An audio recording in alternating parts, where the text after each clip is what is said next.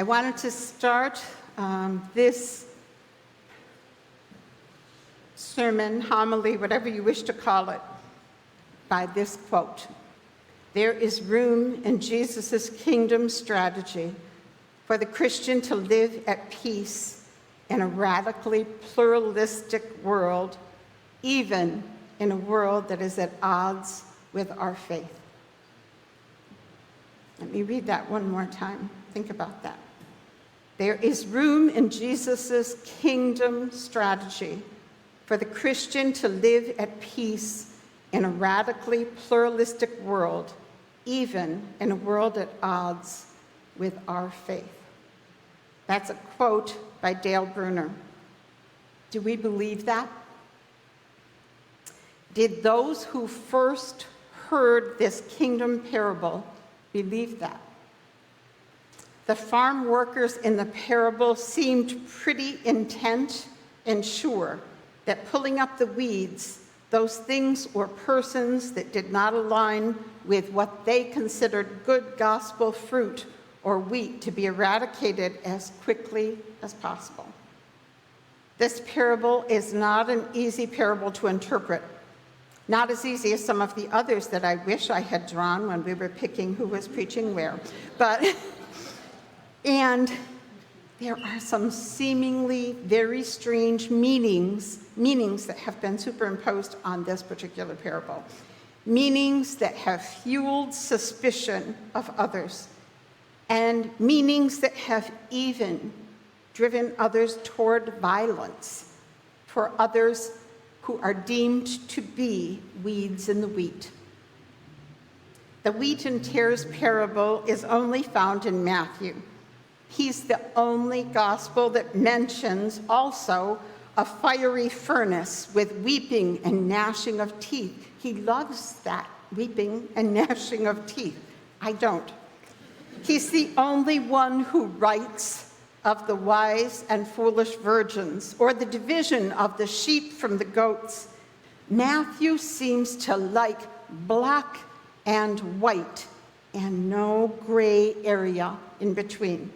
Matthew likes the good and the bad, the blessed or the cursed.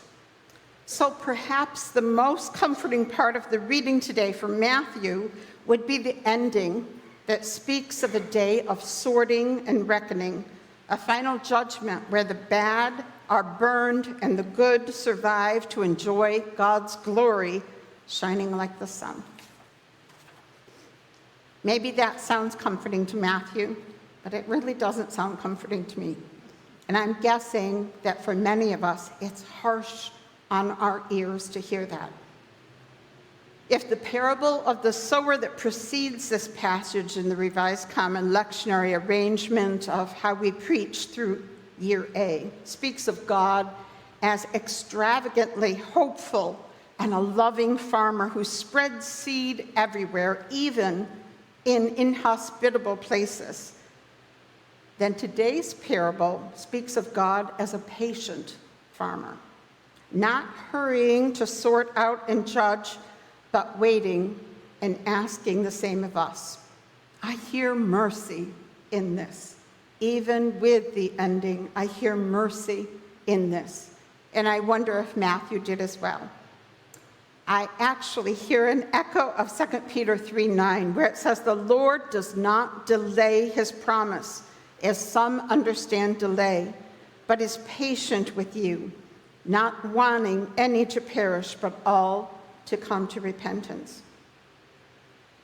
You see, weeds do not become wheat in nature, in farming. No matter how skilled in agricultural the farmer is, but in God's kingdom, they can, and that does happen. It's impossible in nature, but it's abundantly possible in God's kingdom, because we were all born weeds. But God can take that as a starting point and redeem us into something, into some ones who bring good and nourishment to the world around us. We see much of God's character compared with human nature in this parable as we walk through it together. Jesus starts, "The kingdom of heaven may be compared to someone who sowed good seed in his field. Good seed, good intent, good wheat as the outcome. But while everyone was sleeping, an enemy came and sowed weeds among the wheat. So when the plants came up and bore grain, then the weeds appeared as well." There are several things to notice here. First, the weeds were sown at night while everybody was sleeping, not watchful in the field. There's both intentionality of evil there, and there's the sleepiness of the workers. But the landowner himself knew what had happened and who had done this deed. An enemy has done this. The landowner is watchful and awake and aware, even if the servants are not. The servants are surprised by the weeds, maybe scared that the landowner will somehow think they were to blame, that they got the wrong bag of seeds or whatever. And notice their question. They question the landowner's intention and involvement. "Master, didn't you sow good seed in your field? Where then did these weeds come from?" Embedded in these questions are the same kinds of concerns that people throughout all ages have had whenever evil or bad things happen. Why does God allow evil in the world? Or worse, is God somehow responsible for that evil? Didn't you sow good seed? Where then have these weeds come from? Did you pick up the wrong bag of seeds and give it to us to sow incorrectly?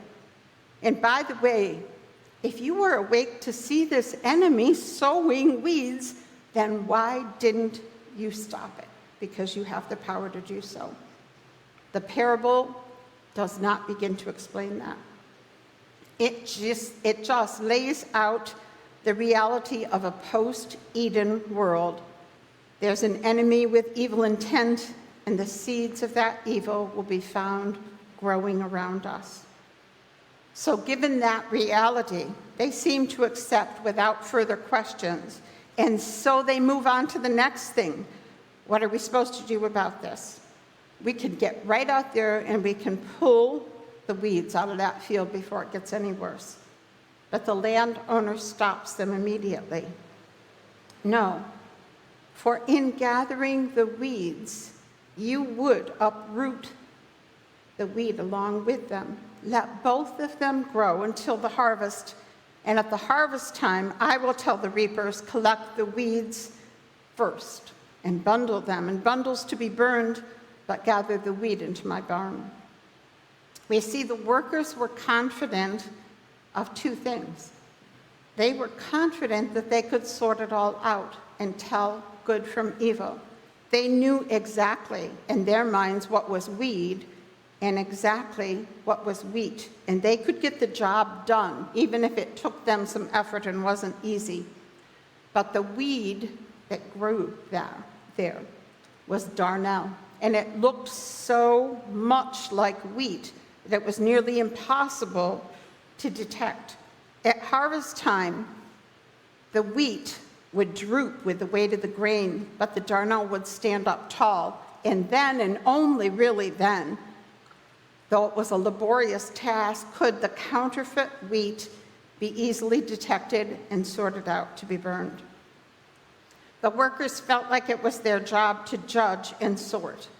It wasn't. They felt sure that they knew what was good and what was evil. They didn't.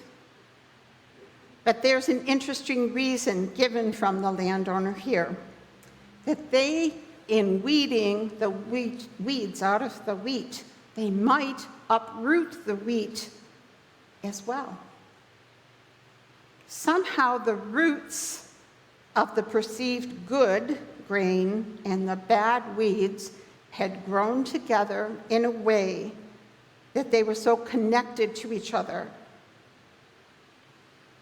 that fallen human judgment could not easily sort that out. The interconnected roots really spoke to me because the church, the faithful, seem to separate from the world and all the perceived weeds out there, and they've done it forever, it seems.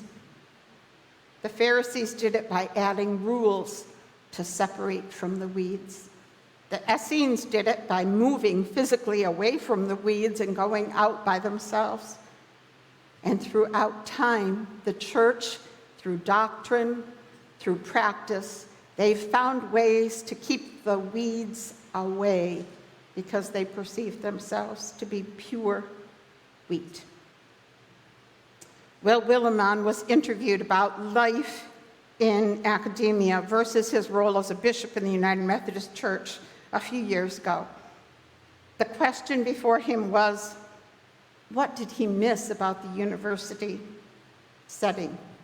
And this is what he replied: I miss most the Duke Office of Admissions, because the admissions office ensured that I would never be forced to work with anyone who was not like me. Same background, same gifts for manipulating the system to my advantage. Same. I miss the Office of Admissions. But church, on the other hand, is notoriously non-selective if it's done right, and we pastors are forced to work with anybody that Jesus just drags in through that front door. The church wants to separate sometimes too. Sometimes we separate because of our doctrinal purity, and anyone who thinks otherwise is weed in the wheat. Sometimes it's practices. Sometimes it is a community life pledge. Some of you know the college that I went to when I was younger. Some of you went there as well. I won't mention the name, but we had a community life pledge, and it was to get rid of the weeds and to make sure that we stayed good wheat. Now, the community life pledge, if they even have that anymore today, I don't even know, is probably a lot looser than my day.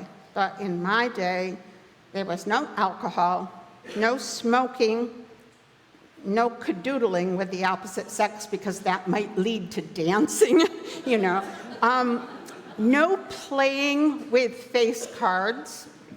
And the no playing with face cards, none of us could figure out, because I grew up in a home where my family played euchre and rummy and things, but when I got there were no face cards played until on Saturday nights. Sometimes they would do what they called Senate spots, which were talent shows.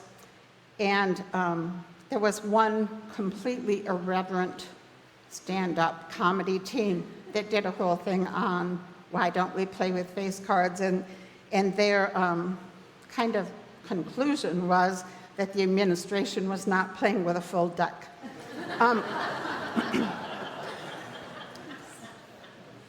And when I was there, we couldn't wear shorts in the dining hall.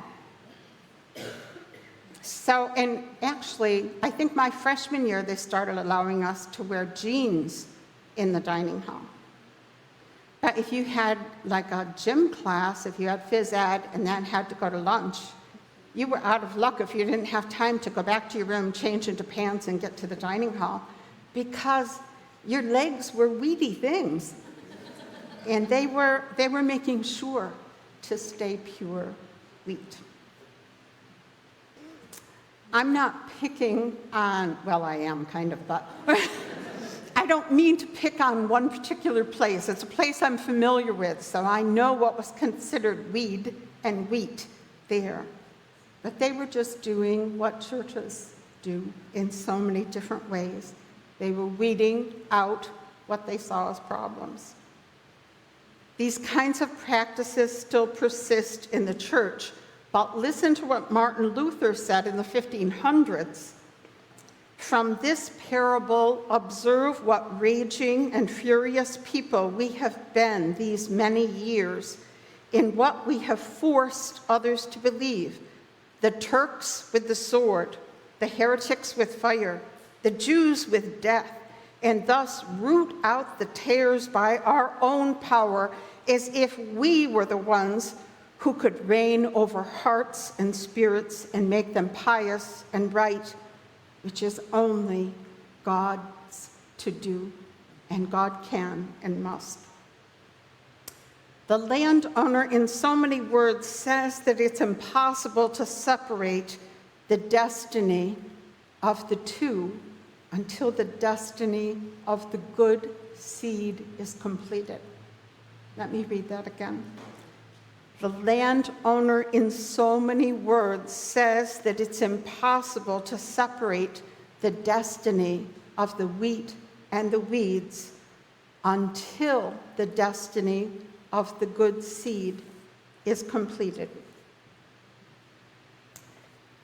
So if you consider yourself wheat, and God is speaking to you about your destiny, and that destiny is an interconnectedness with the weeds of this world. But it isn't our job to judge. The final judgment is sent by God, overseen by God, and remains a mystery to us. And there are just two little words in there that I love. Until then, let them grow up together. Until then. Until is a powerful word of hope and promise.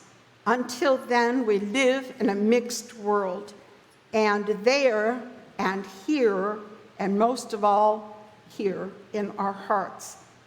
No matter how unsettling it may be to Matthew or to us, wheat and weeds both exist around us and in us, so mixed that we cannot easily tell what's what. When we look within and see our own weeds in the wheat and God's gracious dealings with us, it should make us a generous people. It should make us a merciful people, generous in our views of others, not quick to tear them out or sort them out, but granting the same patience with them that God has granted to us, even and especially toward those whose ways of living and beliefs seem so very unlike our own. And that runs in both directions. That runs through the church and the beliefs there. That runs in the political world, whether you're on this side or that side, whether you consider yourself liberal or conservative or whatever. The way we speak about others, the way we treat others, should show that we're gracious, even to those if we think their choices might be weed. That's not for us to figure out. That is for God to figure out. Do we dare to make connections with others that are different than us, who hold different values than us, who think and act in ways that we find foreign to our own ideas or likings? To live and love like Jesus means that our roots must be so intimately intertwined with others, so closely, that if they were torn away, we would feel the deep pain of ripping. Our own roots would be harmed and damaged. The parable's message is directed more for those who think they're wheat than for those who think they're weeds. The destiny of wheat is to be an influence for good until that final day.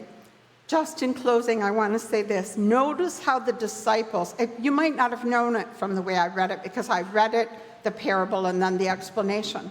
But there's the parable, and then there's a couple more parables. And then it says Jesus went into a house, and the disciples go with him and say, "Can you explain that parable to us?" Because they didn't get it. So it's interrupted there, because that parable leaves questions unanswered. Leave the weeds and just let it grow up with us. How do we live out God's call to justice if we're also so patiently forbearing that evil exists right around us? Don't we speak out against it? And I think yes. How do we live without passivity toward evil and also yet be patient until the harvest, knowing what is ours to do and trusting what is God's to do? We, like the disciples, must constantly seek out Jesus and what he teaches us, what he directs us to do. And we must remind ourselves often what we have declared ever since the ascension, not just ascension a few weeks ago, but since the ascension of Christ, that this world is God's field. The enemy is an intruder, an interloper, a latecomer. He has no rights here. But until then, we see wheat and weeds in the mix. I love this by Abraham Kuyper, who was a Dutch theologian. There is not 1 square inch in the whole domain of human existence over which Christ, who is sovereign over all, does not cry, mine. And we live in a mystery until that final day. That word holds a lot of comfort. Until that day.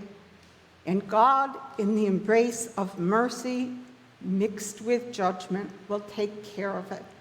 Our judgment is too harsh because we don't understand exactly the interconnectedness and what is weed and what is wheat.